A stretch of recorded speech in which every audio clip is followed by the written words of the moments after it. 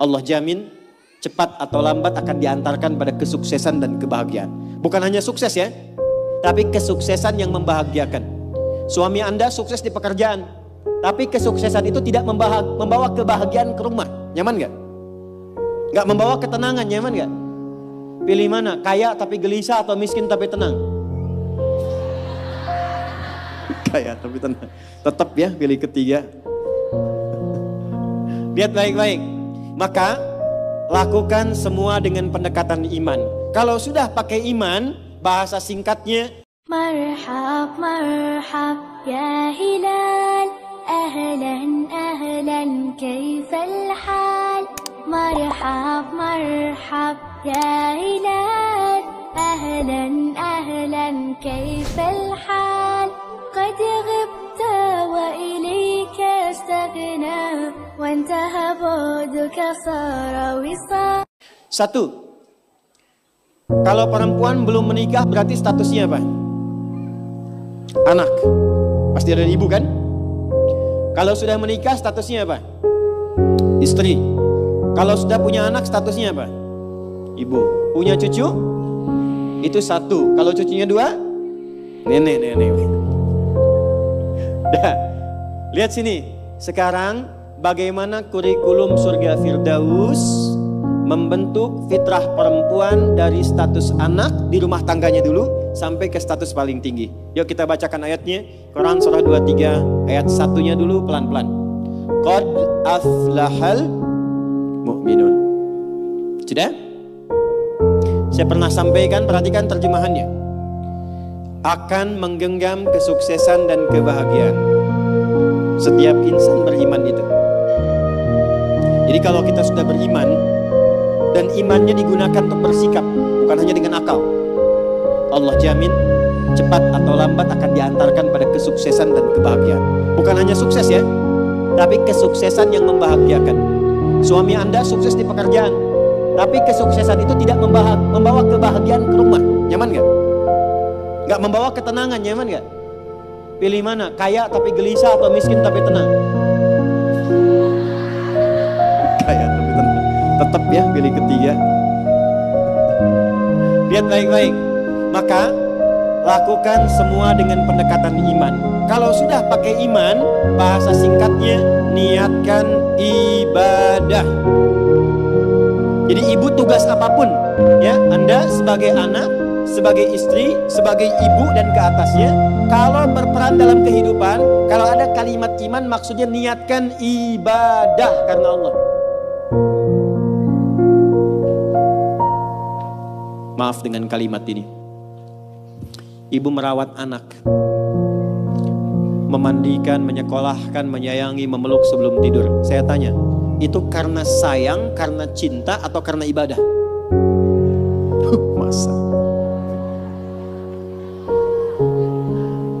Kalau ibadah itu pasti karena Allah. Kalau iman pasti karena Allah. Alladzina yu'minuna bil ghaib. Ini ada saya lihat anak-anak nih ya. Ibu tuh merawat, menggendong, mendidik dan sebagainya kepada anak karena sayang atau karena Allah? Apa standarnya? Standarnya ketika kita mengerjakan semua karena Allah, maka ukurannya semua yang dikerjakan akan dipastikan sesuai dengan ketentuan Allah. Di mana disekolahkan anak ibu? Jangan-jangan Anda mengatakan saya mendidik karena Allah, tapi Anda sekolahkan di tempat yang tidak pernah mengenal Allah. Di sekolahnya gak ada pelajaran sholat, gak ada baca Quran. Apa yang Anda berikan untuk anak Anda? Lihat pakaiannya. Katanya karena Allah, tapi dia menggunakan pakaian yang auratnya terbuka yang Allah gak suka. Lihat mainannya. Apa yang ia kelola dengan mainan itu? Apakah mendekatkan pada Allah atau menjauhkan dari Allah? Lihat tayangannya. Apa yang dia tonton yang menjadi tuntunan dia dalam berkehidupan. Kalau ada anak kata-katanya kotor, ada anak perilakunya menyimpang, yang pertama dilakukan, jangan dulu pojokkan dan marahi anaknya, kembalikan kepada sikap orang tuanya. Istighfar dulu. Maka mulai hari ini, kalau Anda ingin mengikuti jejak Sayyidah Khadijah, mulai sekarang gerbangnya dibuka. Niatkan semua kegiatan karena Allah. Nah, apa yang harus dilakukan pertama kali untuk itu? Lanjut ayat keduanya. alladzina hum fi salatihim khashi'un. Pelan-pelan. Kurikulum yang pertama dimulai dari sholat. Saya ulangi, dimulai dari apa? Kata Allah, penghuni surga Firdaus itu terlihat yang pertama dari ciri sholatnya. Bukan sekedar menunaikan sholat, tapi dia mencoba untuk mendapatkan kekhusyuan dalam sholatnya. Pelan-pelan. Ini saya belum bicara dengan suami ya, bicara status ibu dulu. Sebagai istri, sebagai ibu, sebagai anak. Maka kalau ingin levelnya naik, mengikuti jejak Sayyidah Khadijah, maka yang pertama dibangun hubungan dengan Allah dulu. Dalam bahasa Arab, hubungan kuat itu yang sulit dipisahkan disebut dengan silah. Ibu pernah dengar silaturahmi? Silaturahim. Kenapa disebut silaturahim? Maksudnya hubungan perhatian yang kuat, yang saat berpisah pun masih ingat, masih mendoakan, masih mengenal. Di silaturahim yang sukses itu bukan Anda ketemu, Anda nyapa, bukan. Kalau Anda nyapa orangnya ada, wajar. Tapi kalau Anda berpisah masih ingat teman, masih didoakan, masih disupport, itulah silaturahim. Nah, ibadah yang melatih kita terhubung kuat dengan Allah, sehingga dimanapun tersambung dan dijaga oleh Allah, itu disebut dengan sholat namanya. Maka ketika diminta untuk sholat, sebetulnya itu ibadah personal yang Allah inginkan untuk merubah perilaku kita dan pribadi kita supaya lebih dekat dengan Allah. Makanya panggilannya itu bukan panggilan beban, Bu. Bukan panggilan ruku, bukan panggilan sujud. Coba dengarkan kalau orang yang sedang azan, muadzin itu salat. Ya, azan, maaf, saat sedang mengumandangkan azan. Hayya 'alas shalah. Ayo salat. Setelah itu apa? Hayya 'alal falah. Ayo sukses, ayo bahagia. Falah itu kalau sudah digenggam jadi aflah. Orang yang menggenggam kesuksesan, kebahagiaan. Qad aflahal mu'minun. Orang beriman pasti menggenggam kesuksesan, kebahagiaan karena dia dekat dengan Allah. Maka saya kembalikan, kenapa yang pertama yang dilatih adalah sholat, dan itu mutlak bagi seorang perempuan. Karena nanti curhatan terbesar ibu ketika menghadapi tantangan dalam rumah tangga, itu akan banyak persoalan-persoalan yang diringankan oleh Allah ketika ibu optimal dalam sholatnya. Ibu bersyukurlah, catat ini kalimat saya. Kalau ibu jaga sholat dengan baik, nanti saya tunjukkan yang pernah saya katakan minimal 40 rakaat saja. 40 rakaat. Kalau yang sholat fardu berapa? 17 ya. Subuh berapa? 2. Zuhur 4, asar 4, maghrib, isya. Ingat rumusnya ya. Itu nomor telepon Allah, koneksinya 24434. Jumlah 17. Sisanya 23 di mana? 12-nya rawatib. Oke. 11-nya tahajud. Ibu jaga aja dulu ini yang 40 dan lihat apa yang terjadi setelah konsisten menunaikan itu. Sebulan aja dulu. Sebulan dulu. Lihat apa yang terjadi setelah itu. Maka nanti kalau sudah terkoneksi ke dalam jiwa, sudah enak sholatnya, itu yang disebut dengan khusyuk. Suasananya beda, Bu. Bukan ngejar selesai sholat, tapi menikmati setiap bacaan dan gerakan dalam sholat. Pernah nggak ada masa-masa ketika sholat enak gitu rukunya? Pernah nggak? Sujudnya nikmat, pernah begitu? Itulah khusyuk. Itu kalau ibu sedang mencapai titik itu kemudian sholat dan minta sesuatu, itu tidak ada sekat yang terhijab yang dikabulkan oleh Allah Subhanahu Wa Taala. 2, saya cepat. Jangan cukupkan soleh sendiri, Bu. Karena sama-sama ingin ke surga Firdaus, kan ada suami, ada anak-anak. Maka pesan yang pertama penghuni surga Firdaus itu yang dipesankan bukan dunianya, tapi akhiratnya. Contoh, suami mau berangkat, biasanya ibu pesan apa? Hah? Hati-hati ya Pak, gitu kan? Ya, sukses ya. Pernah nggak ibu bilang pertama kali yang disampaikan, ayah jangan lupa sholat ya? Pernah nggak? Tuh. Sekarang hari apa? Yang ke masjid siapa? Laki-laki perempuan? Yang ke masjid suami ibu, yang ke masjid laki-laki. Pernah nggak ibu siapkan pakaiannya? Pernah, bagus. Pernah nggak siapkan parfumnya? Bagus. Tapi pernah nggak ibu bisikkan di telinganya, Pak, nanti pas khatib duduk di antara dua khutbah, doakan rumah tangga kita samara sampai surga ya? Pernah nggak? Belum. Padahal di situ ada pesan kuatnya. Di situ ada hikmah indahnya.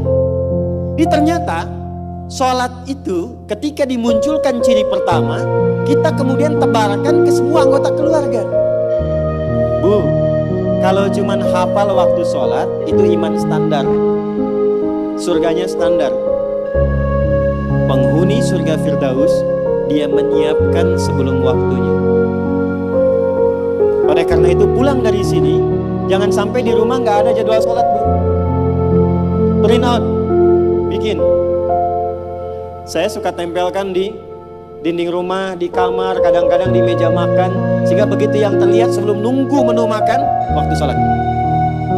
Jelas? Oke. 2. Walladzina hum 'anil lagwi mu'ridun. Agak cepat. Kita nanti akan bahas 3 saja.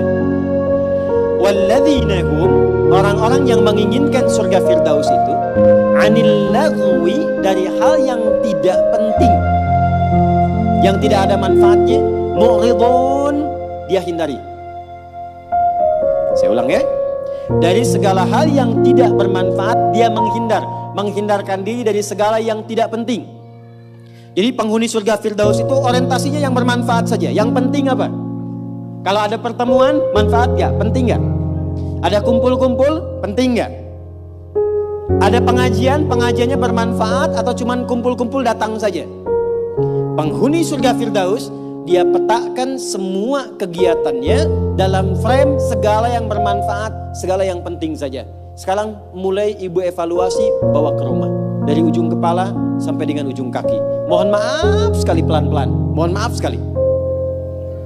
Cek ya. Cek. Coba agenda selama ini yang sudah dilakukan. Berapa kali lisan berkata yang tidak baik? Mata melihat yang tidak baik. Ibu punya agenda perkumpulan di mana saja? Anak-anak ditempatkan di tempat kumpul di mana saja? Cek evaluasi semua, termasuk aktivitas suami, kira-kira bermanfaat gak untuk kehidupan? Dudukan semua itu, kemudian telaahi dengan baik, bikin kurikulum, maka mulai belajar, misalnya ambil target per bulan. Latihan dari lisan dulu. Sepakat semua keluarga. Pak, anak-anak, kita sebulan latihan berkata yang baik-baik ya. Kalau ada nggak sepakat, katakan dengan cara yang baik. Kalau melihat ingin bertutur, katakan dengan cara yang benar. Yang tak bermanfaat, jauhi. Sekarang coba, ketika ibu bertemu dengan teman, bikin pengajian, bikin tempat kumpul, kalau ingin masuk ke dalam golongan surga Firdaus, pastikan bukan hanya profesinya. Semua apa yang dikerjakan, nilainya berada pada nilai kebaikan. 3, agak cepat. Walladzina hum lizzakati fa'ilun. Ternyata penghuni surga Firdaus juga gemar berzakat. Gemar apa? Baik, zakat itu berapa persen dari harta? 2,5 minimalnya. Bisa nggak berzakat kalau nggak ada uangnya? Hah? Berarti perintah berzakat sekaligus perintah untuk mencari materi kan? Supaya bisa zakat kan? Makanya dalam Islam nggak dilarang. Silahkan suami mencari nafkah, bekerja, ibu punya bakat bisa jualan. Sayyidah Khadijah jualan nggak? Pedagang nggak? Sukses nggak? Bukan cuma sukses, sangat sukses. Hasilnya luar biasa. Nanti kita cerita. Tapi yang ingin saya katakan, ibu kalau sekarang bikin hijab face misalnya, ada yang bikin kerudung, bikin kue, bikin macam-macam, itu nggak dilarang, silahkan. Sepanjang tidak mengabaikan tugas pokok yang ada di rumah yang melekat kepada ibu. Silahkan. Tapi niatkan tujuannya untuk apa? Niatkan tujuannya untuk mengabdi kepada Allah supaya bisa zakat. Terakhir, kita gabungkan ketiganya. Saya ulang, kita gabungkan ketiganya. Uang sudah dapat. Awas ya, ini untuk pribadi dulu. Dibawa ke rumah. Ibu olah. Biasanya harta suami pun kan diberikan juga ke ibu ya. Sehingga ada adigio mengatakan, harta saya, harta suami, harta.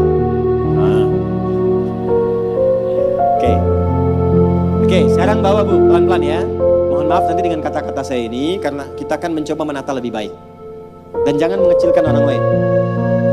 Ibu bawa pulang ke rumah. Maka kebutuhan pokok pertama kan untuk pemenuhan kebutuhan dalam kehidupan rumah tangga. Tarik ke pribadi. Satu, untuk pakaian misalnya.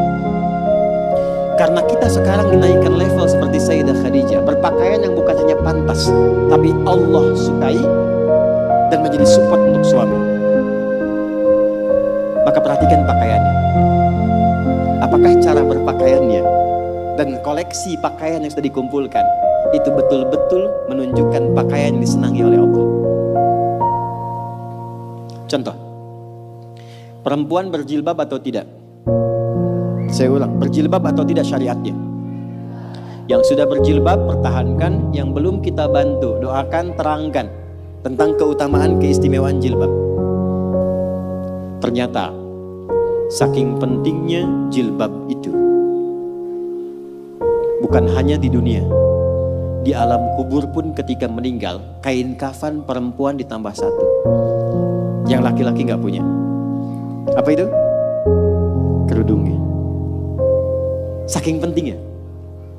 Jadi ketika dalam kehidupan dunianya pun misalnya belum mengenakan sepenuhnya, itu saat pulangnya mesti dipakaikan kerudungnya dalam kafannya. Sebetulnya apa fungsi jilbab itu? Yuk kita tarik dulu pelan-pelan. Buka Quran surah ke-33 Al-Ahzab ayat 59. Nanti setelah itu saya tarik kepada suami untuk mensupport. Surah ke-33 Al-Ahzab ayat 59. Ada ayatnya, ya ayyuhan nabiyyu qul li azwajika wa banatika wa nisa'il mu'minin, ada yudnina min jalabibihinna dzalika adna an yu'rafna fala yu'dzain. Ada?